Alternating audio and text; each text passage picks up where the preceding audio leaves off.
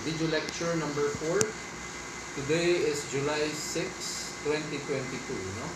But before I start my lecture for today, I'd like you to have this, your 1987 Constitution ready with you, because we will be sifting through the different articles that will be applicable to the tourism and hospitality industry. So I hope that you have your 1987 Constitution with you now, because this is, as what I said, this is the first major source of Philippine laws, no? And every citizen is obliged to have the 1987 Constitution and to read and internalize all the provisions of this fundamental law, no? So first, of course, I always tell my students to memorize, no, the preamble. So I'd like you to memorize the preamble. I might be giving this in your examination, in your one of your examinations. So you have to memorize the preamble, and the preamble speaks about, of course, our country, no, our aspirations and goals as a people. Now, Article 1 is the national territory, no? So if you browse through your article or your Constitution, Article 1 speaks of the national territory, no? Which territory? Of course, the Philippines, no? The Philippine territory. Why is this very important? Why is this given importance in our Constitution? And it is the first article yet. Because you know that the Philippines is, what is the nature of our country? It's an archipelago, no? Diba? It's an archipelago. Do you understand what it means by being an archipelago? An archipelago is, of course, what? Is a group of islands, no? Our country is composed of a group of islands. But even if it's a group of islands, it is taken, or it is considered as one country.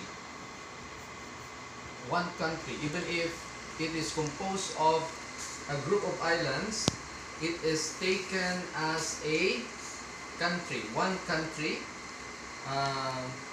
One country meaning it's a single unit. Diba? It's a single unit. Although we are composed of different islands, we have Luzon, Visayas, and Mindanao, we take our country as one, as a single unit. Clear? So far? And here, in Article 1, remember this, no? We are an archipelago. And being an archipelago, our country is composed of group of islands. Very similar to what? To Indonesia. This one is also an archipelago. Indonesia, what else? Fiji, no? A country in the Oceania, Fiji, Bahamas. These are all our archipelagic states, no? Bahamas, of course, our country, and Papua New Guinea, no? These are Papua New Guinea, no? Near Australia, no? So we belong to this, no? Archipelagic countries or states, no? And being an archipelago,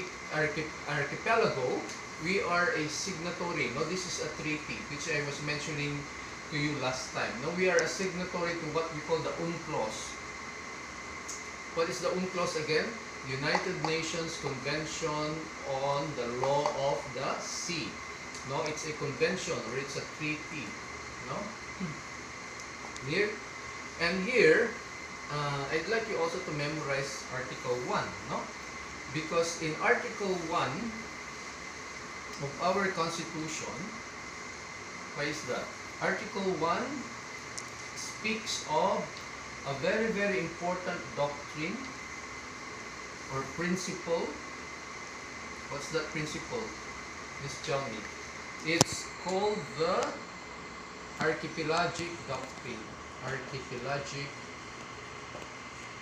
Doctrine. Remember this, no? It might be given in the examination. What is this Archipelagic Doctrine? Well, it says that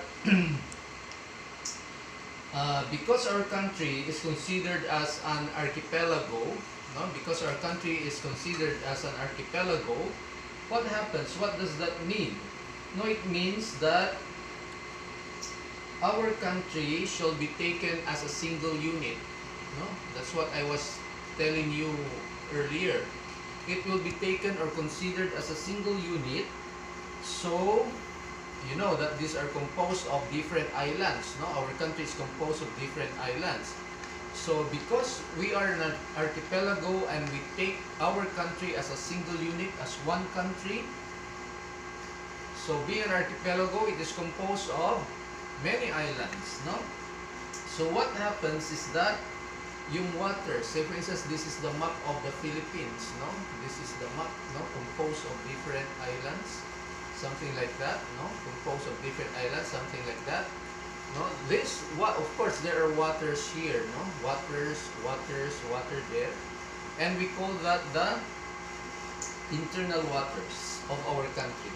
We call that the internal waters of our country. So how do we consider this? No? These mga waters na yan, yung mga seas or what we call the lakes and oceans that are a part or that are ganyan, nakapalibot dito sa ating bansa. They are considered internal waters. So, meaning to say, under our constitution, the waters around, ito yung mga nandito mga tubig-tubig, no? The waters around, between and connecting the different islands, no? Ito, yung mga waters na nandito, between and connecting the different islands, what do you think? They are considered as part of the Philippine territory or not?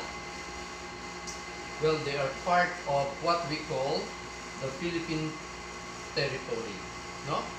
And I hope that you know what it means, no? If we consider these waters around, between and connecting the different islands, of course, we have the exclusive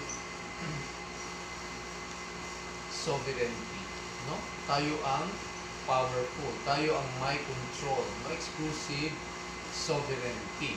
So you may ask, how come that China is claiming some of the islands that was supposed to be part of our territory? Well, that is a matter to be dealt with by the international law, no? International law.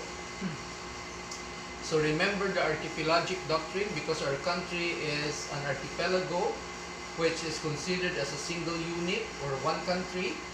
Every water, no, yung mga inland waters na nandito, between and connecting the different islands are called internal waters, and we have exclusive sovereignty or jurisdiction, no? So you may ask, can a Chinese vessel, no, or ship, can a Chinese vessel enter here dito sa mga waters? Definitely no, without the permission of our government, because they are forming part of our internal waters, and that is the Archipelagic Doctrine. So you remember that, Article 1, the national territory, and the most important is what we call the Archipelagic Doctrine, meaning hindi lang yung landmass. It's not only the landmass that will compose our country, but even the internal waters. Clear? So far, Ms. Johnny?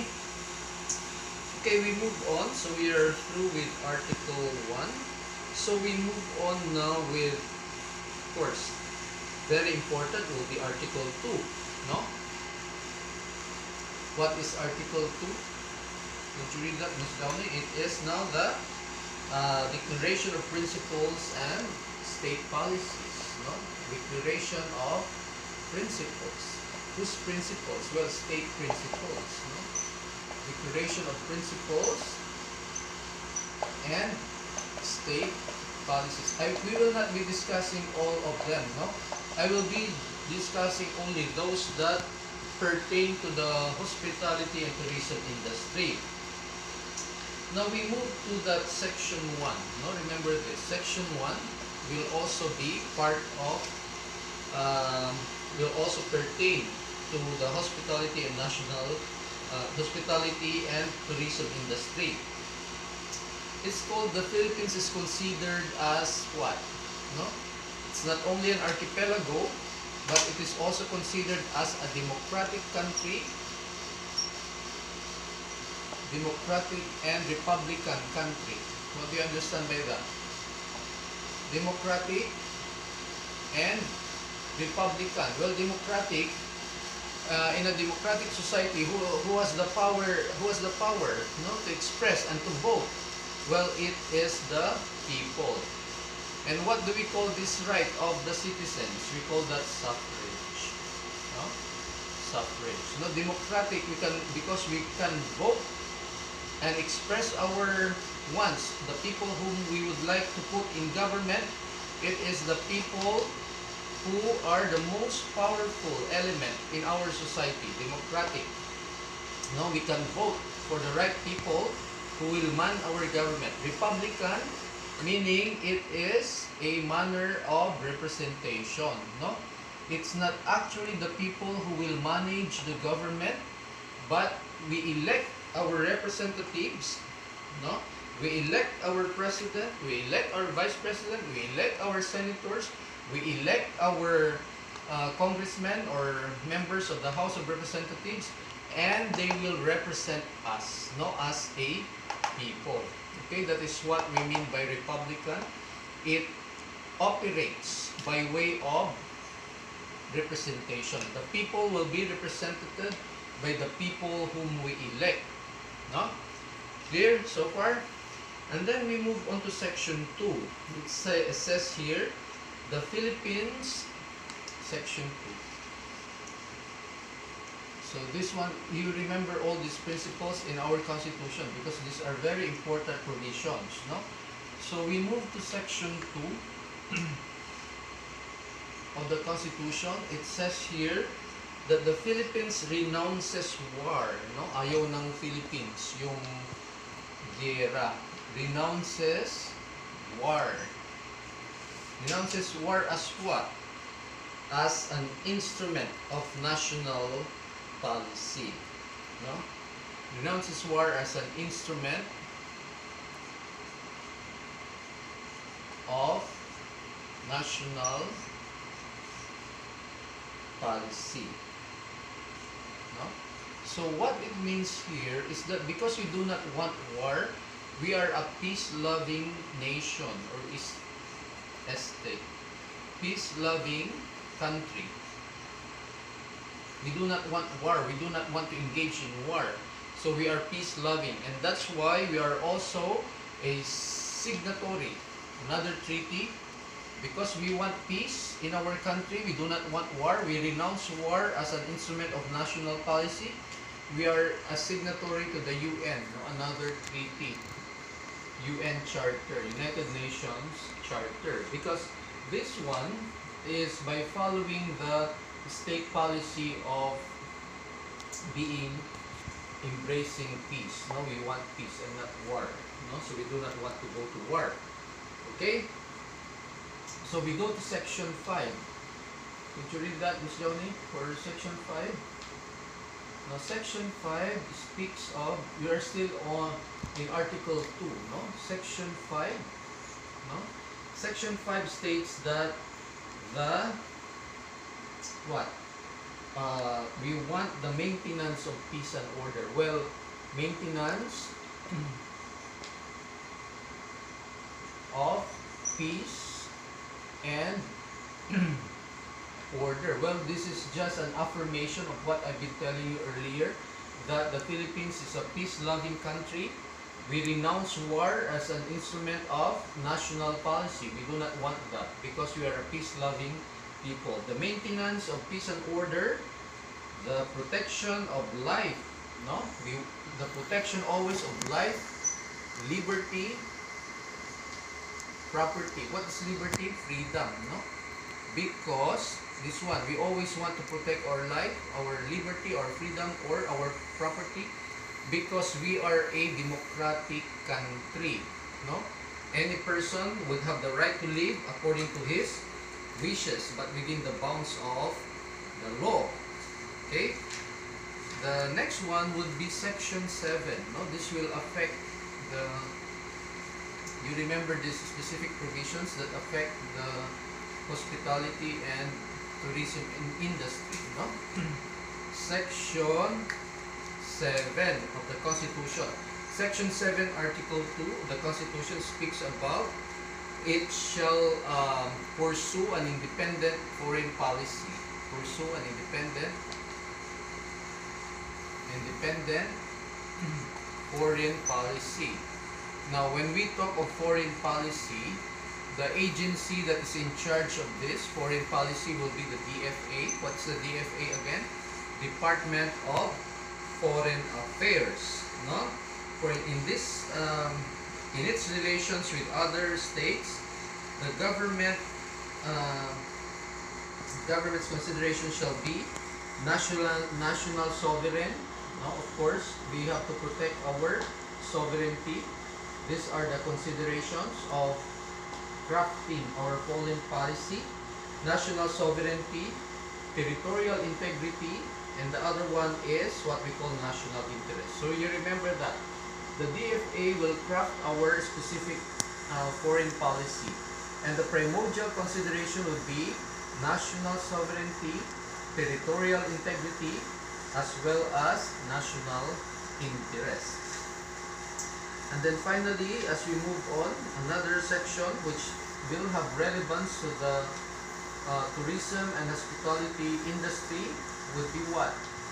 Johnny, what is that? Well, we have section 19. No?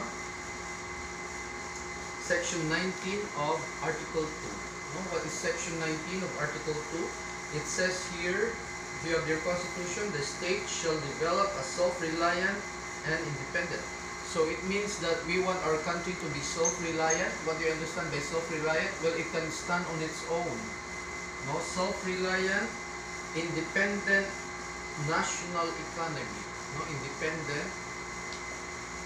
Now you may ask, independent national economy. Now you will ask, how come that a lot of our countrymen are going out to work there abroad in different countries of the world, to work there to earn dollars? Well, because at present we are not yet self-reliant. Opportunities for jobs are not that plenty. That's why our countrymen would like to go out and earn more dollars. But as much as possible, this is the desired aspiration of our country. As much as possible, we would like to give jobs for our countrymen, good jobs at that, wherein they will have their decent pay. Now, so those are the particular provisions that apply to the hospitality and tourism industry. So we move on now to Article 3. I will just mention or discuss the very important one. No? Article 3, under Article 3 would be the first section, no? Section 1 of Article 3. What is that, Miss Johnny? You have to memorize Section 1 of Article 3. No person shall be deprived of life, liberty, and property without due process of law. No, without due process. No? So this one we will discuss this for elaboration. Due process. No person shall be deprived of life, liberty, or property without due process of law, nor shall any person deny the equal protection of the laws. No? So there should also be equal protection of the laws. No? Remember that, Miss Johnny. So every law, we should be equally protected. Equal protection of the law. No? So I will discuss this briefly, no, in due process, which I think you already know because I've been discussing this while you were still in first year. No? What do you mean by due process? Again, Miss Johnny? When we talk of due process, now imagine, what are you going to protect? Your life, your liberty, and your property. So these are the things that you would like to be protected in your lifetime. Now, if the government or anyone takes your life, takes your liberty, or takes your property, there should be due process. Now, for due process, ano ibig sabihin ng due process? There should be what? An opportunity to be heard. No? When we talk of due process, we talk about an opportunity to be heard. Halimbawa, the government would like to take a portion of your property, no? Portion of your property. Well, of course, you should be given a day in court to explain your side, no? To explain your side. Why are they taking the property, etc., etc. Or somebody has taken the life of another. He killed someone. He has still what we call due process. Hindi siya ikukulong kaagad, but he should be given a day in court for an opportunity to be heard. Or so for instance, na pagkamalang kang subversibo, you are a subversive, you are an activist, so they take away your liberty. Of course, they cannot just do that without hearing your side. So there should be due process. Okay, clear? Ms. Johnny?